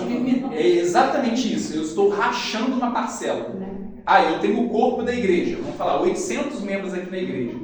E aí eu começo a me levantar, juntar pessoas para, sei lá, gerar um burburinho, gerar alguma discórdia, tentar derrubar alguma liderança, fazer alguma coisa para macular o corpo. Eu criei uma facção, eu criei um grupo que está ferindo o corpo de Cristo. Obviamente. É como um câncer. É como um câncer dentro da igreja, exatamente. Aí às vezes a gente vai um versículo que é muito deturpado hoje em dia sobre esse quesito da facção. Eu falei assim, mas então se surgir algum problema na igreja, a gente tem que se calar, não pode falar nada, porque senão eu estou gerando facção. O que é problema dentro da casa, a gente resolve dentro da casa. Uma coisa que eu sempre escuto muito o pastor Luiz fala muito isso, até porque ele fica mais aqui na igreja, né, durante a semana. Se você chegar para ele e falar assim, pastor, quero marcar um gabinete, quero conversar com o senhor sobre um problema. Ele vai marcar tranquilamente, você vai conversar com ele. Só que, dependendo do que você falar, ele vai parar a conversa na hora e vai falar assim, irmão, você vai falar de outra pessoa? Porque se você for falar de outra pessoa, a gente vai parar a reunião agora, eu vou ligar para outra pessoa e vou ver se ela pode vir. Se ela puder vir aqui agora, a gente continua a conversa. Ou a gente remarca para quando vocês dois puderem estar. Eu falei assim, eu não resolvo o problema ouvindo só uma versão. O problema a gente resolve dentro de casa. A gente chama os dois e resolve. Eu falei assim, porque aqui nós não somos irmãos dentro da igreja. Eu falei assim, então a gente vai resolver os problemas dentro da casa de Deus. Porque Paulo ele vai falar exatamente isso com os coríntios. Porque os coríntios estavam pegando problema de dentro da igreja e levando para os juízes que eram ímpios resolver os problemas de dentro da igreja.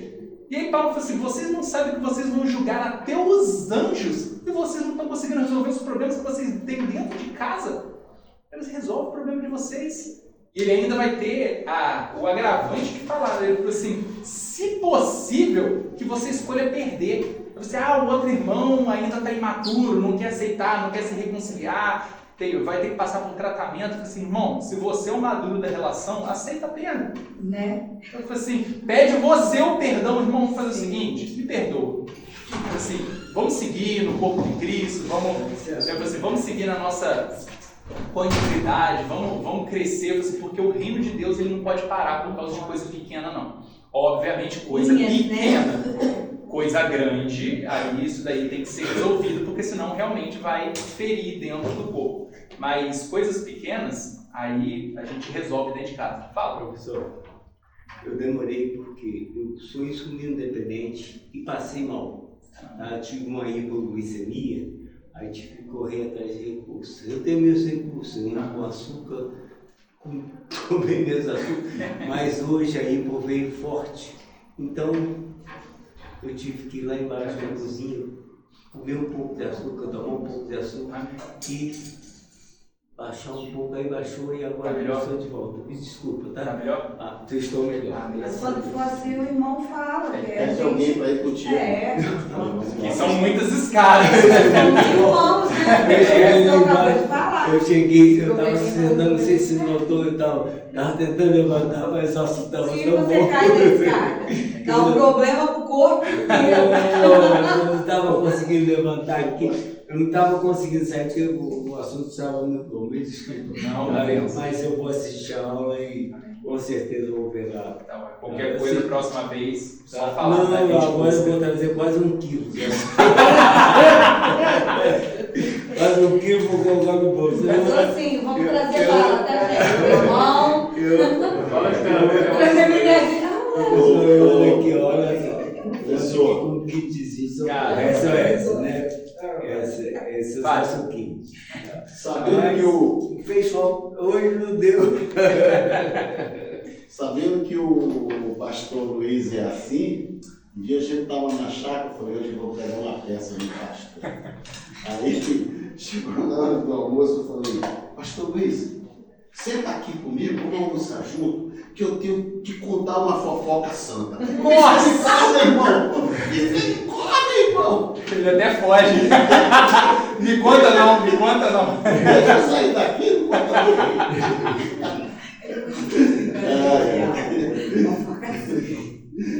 Cara, misericórdia, irmão, deixa eu sair daqui. Um quesito de Atos muito importante é essa quebra que o judaísmo tinha, né? Porque o judaísmo ele era muito nacionalista. A salvação é para os judeus. E a igreja, ela vai expandir isso automaticamente com a missão, o ID, né? A grande comissão de ir por todo mundo. E ele vai ter esse quesito aqui. A religião que foi fundada, né? Que não tem nenhuma barreira artificial estabelecida pelo homem pecador. O cristianismo ele vai ter esse quesito de que ela foi fundada por Cristo, por Deus, e ela não tem diretrizes de homens. Por isso que quando a gente fala o quesito de ter uma heresia dentro da igreja, é porque é o homem querendo dizer o que Cristo não disse. Tudo que é herege é aquilo que é fora da centralidade de Cristo. Então, saiu daquilo que Cristo disse, daquilo que Cristo conduziu, isso é herético, porque é fora da centralidade de Cristo. Então, às vezes a gente fala assim, Jesus fundou uma religião, não fundou uma religião. Em termos de estudo, se a gente for, quem analisa muito isso é o quesito da antropologia, até porque existe a antropologia da religião. A gente se congrega em um templo, nós temos símbolos religiosos, nós temos ritualística, nós temos a nossa forma de congregar, nós temos manual de doutrina, que é a própria Bíblia.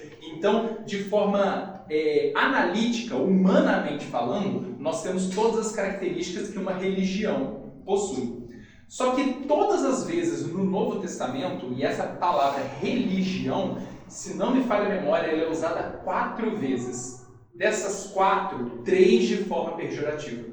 Porque os apóstolos estavam falando da religião como algo que o homem cria. Algo que os judeus tinham, a religião judaica, a religião dos homens. Eles sempre vão ligar para esse quesito da religião ser algo deturpado. Agora, a única pessoa no Novo Testamento que vai falar religião de uma forma positiva é Tiago. Que ele vai dizer, a nossa religião é cuidar dos órfãos e das viúvas e de todos aqueles que perecem. E aí é interessante porque o quesito do perecer, obviamente aqui ele está falando de uma forma direta, de uma forma social, mas o perecer é de todas as formas. Nós cuidamos de pessoas que perecem, tanto que seja um perecer humano, de necessidade, de doença, de falecimento, ou um perecer de salvação. Todo homem, todo ser humano está perecendo se não tiver Cristo.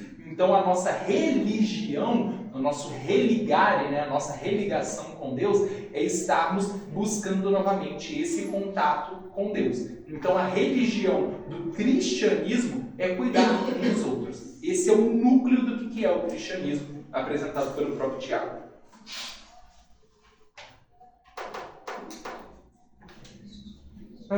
Beleza. O livro de Atos ele é dividido em 3 etapas, né? Primeira etapa, Jerusalém, do capítulo 2 até o capítulo 8, verso 3. Segunda etapa, quando eles vão para Judéia e Samaria, capítulo 8 até o capítulo 9, 43. E a terceira etapa, até os confins da terra, do 10 até o 28, e aqui a gente acompanha Paulo. E é muito interessante porque Lucas ele fez a divisão de Atos da mesma forma que Jesus falou. Ele falou assim, vocês vão testemunhar o meu nome, ele falou assim, tanto em Jerusalém, quanto na Judéia, quanto em Samaria e até os confins da terra. E ele divide Atos exatamente dessa forma, demonstrando que a igreja ela fez o ID, né? Ela fez em Jerusalém, na Judéia e Samaria e foi até os confins da terra.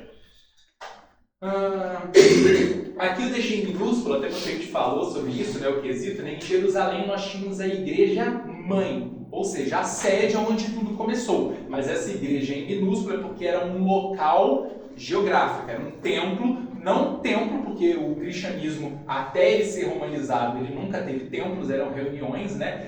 A única coisa que aconteceu no cristianismo é que assim que a igreja foi fundada, eles foram e fizeram um acampamento no deserto, próximo de Israel, ali de Jerusalém mesmo. Só que como eles começaram a ser perseguidos, porque era muita gente no deserto, eles desmontam o acampamento, porque eles foram perseguidos no deserto, e eles voltam para a cidade. E aí é o que Atos vai apresentar, e eles se reuniam de casas em casas e tinham a sua vida, e tudo entre eles eram comuns. Porque como eles sofreram a perseguição por estarem expostos no deserto, para eles o melhor era viver naquela comunidade. Eles estavam quase agindo como os essênios. A gente vai se retirar e vamos aguardar Jesus vir para nos buscar. Eles tinham essa concepção de que Jesus estava quase voltando. Jesus foi e já está brevemente voltando. Só que aí, obviamente, eles voltam para as cidades e começam a se espalhar pelas cidades, pelos países, nas viagens, nas missões que são direcionadas. Dentro desse contexto, eles usavam aquela simbologia do peixe? Oi? Eles usavam aquela simbologia do peixe para se identificarem? Em alguns locais existia esse simbolismo, mas a gente não consegue determinar muito bem se isso era como um sinal secreto, tipo assim, se eles pintavam na parede para quem visse soubesse que ali era onde tinham reuniões. Existem muitas hipóteses, mas é uma coisa que a gente não consegue bater martelo sobre isso. Né? Nada determinado. Era segredo. Em que ano foi fundada a Igreja Católica? Aí que tá. Eu fiz essa pergunta outra vez. Você lembra? É 53 ou 393? É porque nessa data em específico é quando o primeiro Constantino ele vai dizer de que o cristianismo não era proibido. Aí para a perseguição, porque a mãe dele tinha se convertido e ele não queria que a mãe dele morresse. Aí depois, no final da sua vida, ele se batiza, e existe conflito se ele realmente se batizou ou não, mas aí ele determina que o cristianismo agora é a religião oficial do Império Romano. E aí, no finalzinho, aí vai começar a ter as pessoas, porque tem influência política, aí tem outros credos tentando entrar dentro da igreja, e aí tem os primeiros concílios para definir o que é o cristianismo mesmo, e aí que começam a surgir os templos. Porque, poxa, o imperador se torna membro da igreja. O imperador vai ficar indo numa casa pobre de alguém que mora numa cidadezinha pequena? Ele não vai. O imperador, ele automaticamente vai trazer a pompa, o luxo, porque já existiam muitos templos no Império Romano. Ele falou assim, poxa, se existem muitos templos, ele falou assim, então agora a gente vai construir um templo para a igreja. E aí, a partir daí, sai, né, faz o esvaziamento das reuniões de casa para dentro de templos por causa da romanização. E aí, a partir daí, a Igreja Romana vai deixando os detalhes dela aí na história. Então, se a Igreja Católica foi oficializada no terceiro século, onde que entra Pedro como o primeiro Papa da Igreja Católica? Se Pedro não chegou nem a ver o primeiro século, ele morreu antes dos 100. É porque a igreja Católica é complicada. Mas A Igreja Católica considera que começou desde o cristianismo, é um dos primeiros cristãos lá. Tomou isso pra si, né? a maior ironia do Mataram catolicismo Pedro e fizeram ele sim. a maior ironia do catolicismo é eles terem crucificado Jesus e assumirem o cristianismo para eles. Mas eles dizem, não, mas quem matou Jesus foram os judeus. A gente não queria, eles que levaram, a gente só cumpriu a legislação ali. Eu falei assim, e aí a gente foi e assumiu, porque nós entendemos de que Jesus verdadeiramente é Cristo. Aí é que eu reescrever a história, né, para adaptar, para não ficar Eu não tão sei feio. se é verdade, mas uma católica falou para mim, já foi em Roma, né, lá na igreja papal, lá, né, ela falou que a igreja foi construída aonde Pedro foi enforcado, foi crucificado de cabeça para baixo. Aí ela contando isso com pompa, né, eu fiquei olhando para a cara dela assim, falei, gente, vocês ainda tiveram coragem de fazer a igreja em cima. Eles não entram muito nesse detalhe, mas nos miúdos, é tipo assim, nós não criamos, mas entendemos e a gente se apropriou. Mas é realmente uma apropriação cultural. Difícil entender isso. É difícil não, irmão. Ou ver assim mesmo. Então, só um rápido resumo sobre o livro, né? Agora ponto a ponto das principais eventos que acontecem. Atos 1, a gente vai ter a ascensão de Jesus. Atos 2, a gente vai ter o dia de Pentecostes, no qual eles são capacitados para proclamar o Evangelho. E aí a gente entra numa problemática, e eu nem vou me aprofundar, porque isso daqui é hora de conteúdo, isso daqui. Mas é o quesito de que a igreja tem a discussão de o que é o batismo com o Espírito Santo. E aí a gente vai entrar. A definição é: ser batizado pelo Espírito Santo é ser capacitado por ele para exercer a obra de Cristo. Sem o Espírito Santo não tem obra de Cristo. Ele vem, nos purifica. E é interessante porque antes mesmo, quando Jesus ainda estava na terra, ele já fala como seria, né? Assim, o Espírito ele vai entrar na casa. E aí ele começa a limpar e adornar a casa, ou seja, ele está deixando ela propícia para a própria habitação dele.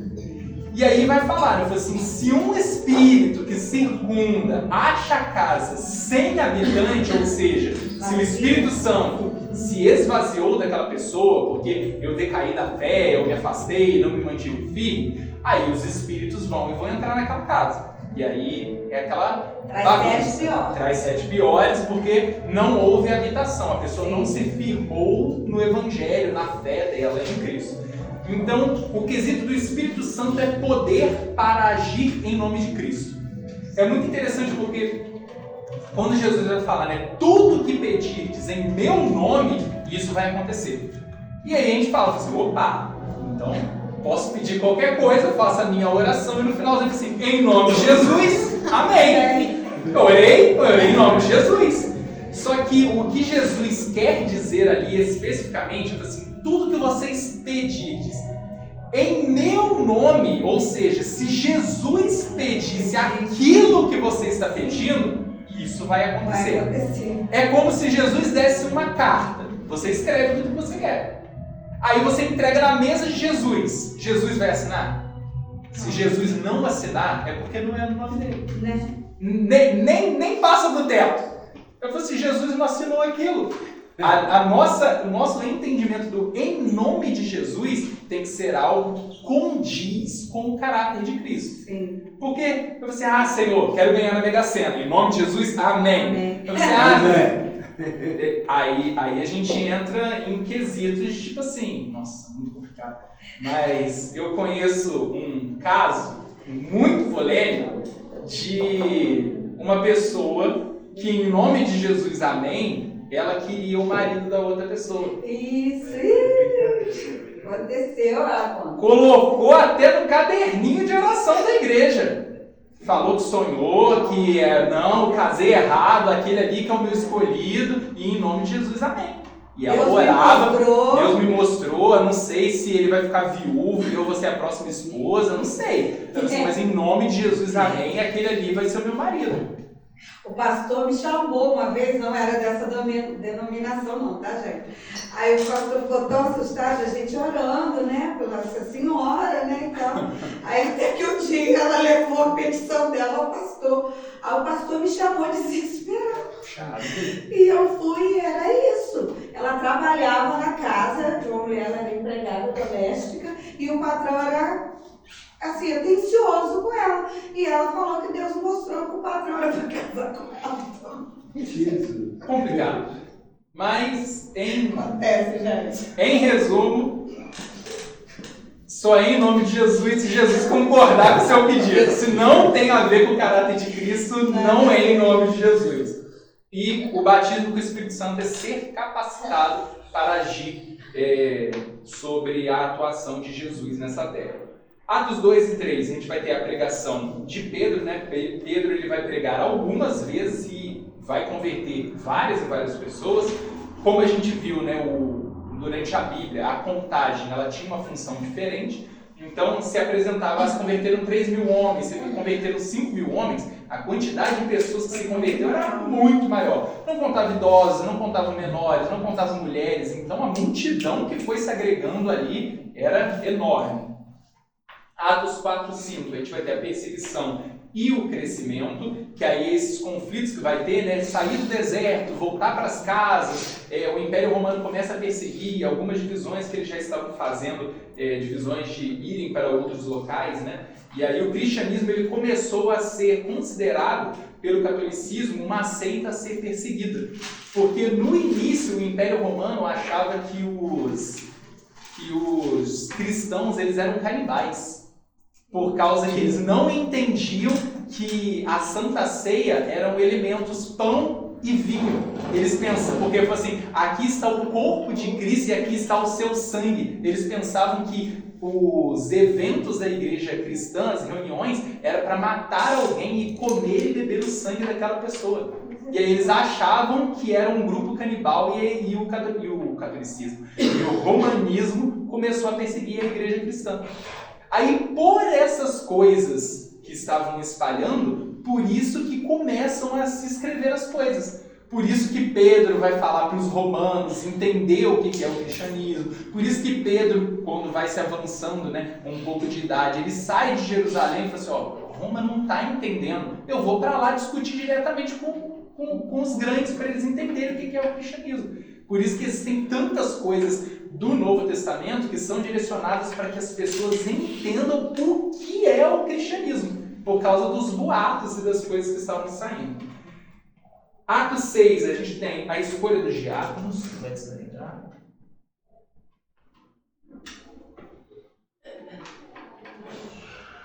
Tá. Atos 7, a gente tem o martírio de Estevão, e é interessante, né? Eles escolheram os diáconos, e aí, óbvio, né? Estevão e os demais falam que eles eram homens cheios do Espírito Santo, e o primeiro martírio é de um diácono, é de alguém que se colocou, e o discurso de Estevão é maravilhoso. Ele pega desde Abraão, vai narrando toda a história, como que Cristo vinha, aquilo que eles não tinham entendido, e aí os mestres da lei ficam irados, né? Tipo assim, quem é você para tentar nos ensinar o que é a lei, né? E aí eles se movimentam, levantam falsas testemunhas para poder levar Estevão a ser apedrejado, e aqui é a primeira vez que é citado onde que Paulo estava, né? Paulo ele estava ali como testemunha ocular da morte de Estevão, né? E a partir dali aquilo acende uma chama em Paulo, vamos assim dizer, por perseguir os cristãos, né? E aí, obviamente, ele estava vindo Tanto que em Atos 9 a gente já vê a conversão de Paulo. A partir de Atos 13 e 28 a gente tem as missões de Paulo, aí são vários anos, né, sendo compilados em poucos capítulos.